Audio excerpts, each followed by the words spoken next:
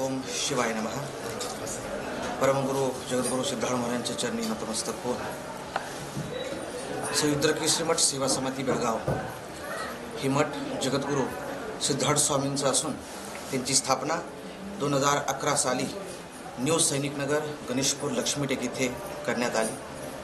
याचा पाठीमागचा उद्देश धर्मरक्षण, हिंदुत्व रक्षण आणि प्रत्येक ह्या जीवाणू 84 लाख योनीमध्ये आपण मनुष्याला फार महत्त्वाचा समजतो, पण मनुष्य सोडून प्रत्येक जीवजंतू आपला कर्तव्य साधारणपणे आणि देवाच्या आज्ञेप्रमाणे करत आहेत. पण मनुष्य एक असा जीव आहे जो कुठे ना कुठे भटकला आहे. अशा मनुष्य जीवाला अध्यात्माची ओढ लावून त्याच्या जीवनाची सार्थकता करून येण्यासाठी परमेश्वर रूपी जगद्गुरू सिद्धार्थ महाराज हे त्या मठामध्ये 2011 साली विराजमान झाले. दरवर्षी मार्च 4 तारखेला बाबांचा उत्सव होतो, कारण त्याच दिवशी बाबांची स्थापना केली होती आणि तोच उत्सव धरून आपण मठामध्ये वेगवेगळे धार्मिक शैक्षणिक कार्यक्रमही घेतो. आणि त्या मार्गातून आजचा युवा जो आपल्या मार्गातून भटकत आहे अशा युवांना आध्यात्मिक रीतीनं हिंदू धर्म, हिंदू संस्कृती टिकवण्याकरिता त्यांचे विचार बदलून हिंदुत्वाच्या पाठीमागे असलेले गूढ सत्य जे काय आहे तो आपल्या आज युवा कुठे ना कुठे विसर पडलेला आहे, त्याला उजेड घालून आपल्या धर्म आणि संस्कृतीचं रक्षण येत्या काळामध्ये कशा रीतीनं करावं हे कार्य त्या मठामध्ये केलं जात आहे. त्यासोबत कित्येक शिक्षण, कित्येक वयोवृद्ध अशांना ज्यांना काही धर्मवृत्तीनं मदत लागते त्या वृत्तीनं हे मठ सदैव त्यांच्यासाठी पुढे झालेलं आहे.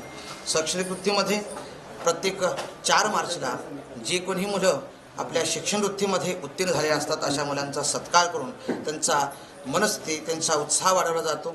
आणि वेगवेगळे कार्यक्रम जसे गोकुळ अष्टमी असू देत, सिद्धार्थ जयंती असू देत, रामनवमी दिवशी जगद्गुरू सिद्धार्थ महाराजांचा जन्म झाला आणि रामनवमी ही सिद्धार्थ जयंती म्हणूनही साजरी केली जाते. ते सुद्धा मोठ्या प्रमाणात श्री रुद्रकेसरी मठामध्ये उत्सव होतो. आणि आज हा कार्यक्रम इथे शापूरमध्ये जो होत आहे हा सुद्धा श्री रुद्रकेसरी मठाचा आता दुसरा एक भाग झालेला आहे. कारण ह्या जागेची एक महत्त्वता आहे.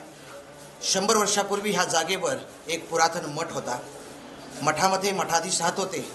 काही कारणामुळे मठाधीशांचा देहांत झाला, ते देवालीन झाले आणि त्याच्यानंतर कुठलाही उत्तराधिकारी न मिळण्यामुळे हा मठ पूर्णपणे उद्ध्वस्त करण्यात आला. आणि त्याच्यानंतर काही कंटकाकडून पैशाच्या लोभासाठी ह्या मठाला पाडवून ह्या मठाची जागे विक्री केली गेली. ज्या मठाच्या जागेमध्ये एक बेलपत्राचं झाड होतं ती जागा ही एका अग्रवाल परिवाराच्या हाती आली आणि त्या अग्रवाल परिवाराने आपल्या जीवन व्यतीत करण्यासाठी काही धंदा घालायचा म्हणून ह्या जागेमध्ये एक फॅक्टरी बांधली. जिथे फॅक्टरी बांधताना त्या झाडेचा अडचण झाल्यामुळे कुठल्या भटजळीच्यावरून ते झाड काढलं गेलं बेलाचं आणि त्यानंतर काही त्रास ह्या कुटुंबाला चालू झाले. गुरूंच्या आज्ञाप्रमाणे ह्या स्थान सिद्ध असून ह्या स्थानावरती फक्त आध्यात्मिक मार्ग होऊ शकतो, ह्या स्थानावरती फक्त सिद्ध व्यक्तींचं आणि सिद्ध दैवतेचाच भाव होऊ शकतो अशी आज्ञा आल्यानंतर आज ह्या जागेमध्ये पुन्हा एकदा महंत शेष लिंग आणि सिद्धार्थ महाराजांची स्थापना केलेली आहे. आणि हा जागा परत त्याच मठाच्या द्वारे जे मठ 100 वर्षापूर्वी अध्यात्म धर्म संस्कृतीसाठी उभा राहिलं होतं, परत एकदा ती जागा 100 वर्षानंतर श्री रुद्रकेसरी मठाच्या द्वारे परत अध्यात्म चिंतनासाठी उभा केलेली आहे. इथे येणारे भक्त आपली मनोकामना, आपली इच्छा, धर्म संस्कृती टिकवण्यासाठी आपल्याला ध्येय हे मागू शकतात. कारण आपल्या जीवनामध्ये प्रत्येक माणूस आपल्या स्वार्थासाठी भगवंताकडे सगळं काही मागत आहे. कारण माणसाला अंत नाही. कारण माणूस, काही संत आपल्याला सांगतात की माणूस जर बस म्हणत असेल ते फक्त जेवणाच्या ताटावर, त्याच्याशिवाय तो कधीही बस म्हणत नाही. असा जीव हा माणूस आहे. त्याला सांगितलं पाहिजे की देवाने तुला जे पोट दिलेलं आहे ते 3 वेळा अन्न किती तू खाशील तितकंच ते पोट भरणार आहे. त्याच्या व्यतिरिक्त जर दिवसाला 1 किलो अन्न खा म्हणजे कुठलाही माणूस खाणार नाही. कारण देवाने तितकं रीती आणि तितका आधार दिलेला आहे. त्याचप्रमाणे माणसाने हे समजून घ्यावं की आपल्याला दिलेलं जर पूर्ण आणि अपूर्ण असेल, भरून उरत असेल तर ते आपलं नाही, ते दुसऱ्यांकरिता आहे, ते भगवंताकरिता आहे. ज्यांच्याकडे नाही त्यांना पसरण्याकरिता आहे, त्यांना दान करण्याकरिता करता आहे. आणि हेच कार्य श्रीमठ करत आहे.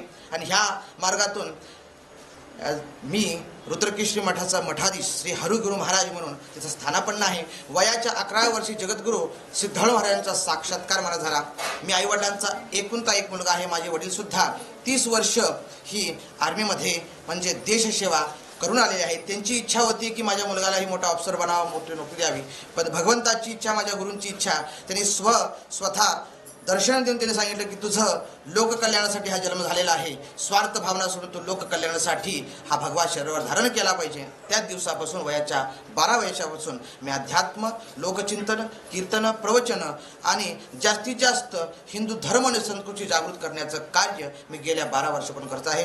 या बेळगाव शहरामध्ये कित्येक अशा आपल्या हिंदू धर्मावरती आलेल्या संकटांना पुढे जाऊन त्यांना मात देऊन जनजागृती करून हिंदू धर्म टिकवण्याचा संदेश हा जागोजागी देऊन करण्याचं कार्य माझ्या हातून सद्गुरू घडून घेत आहेत. आणि असंच कार्य काही युवांकडून मी करून घेत आहे. आज माझे 17 शिष्य आहेत. आजच्या कलियुगामध्ये अध्यात्म जीवनासोबत पारिवारिक जीवन, आपलं आस्तिक आणि नास्तिक जीवन सुद्धा प्रत्येकाशी जीवनाशी जोडलेलं आहे. देव म्हणत बसलं तर पोट भरणार नाही, त्याच्याकरिता सुद्धा काम केलं पाहिजे. पैसा हा महत्त्वाचा आहे, पण पैसाच हा जीवन नाही आहे हे आपल्याला समजून घेतलं पाहिजे. तर आज माझे 17 शिष्य जण आहेत, तर आम्ही असं शिक्षण दिलेलं आहे की माझे 17 शिष्य सुद्धा आज सगळे ग्रॅज्युएटेड आहेत, बाहेरची दुनिया बघितली आहेत. पैसा लाखोनं व्हायला कमवतात, पण अध्यात्मविधीचा आनंद आणि सहज जीवनातला त्या पैशाचा आनंद किती आहे हा फरक त्यांना जाणून दिलेला आहे.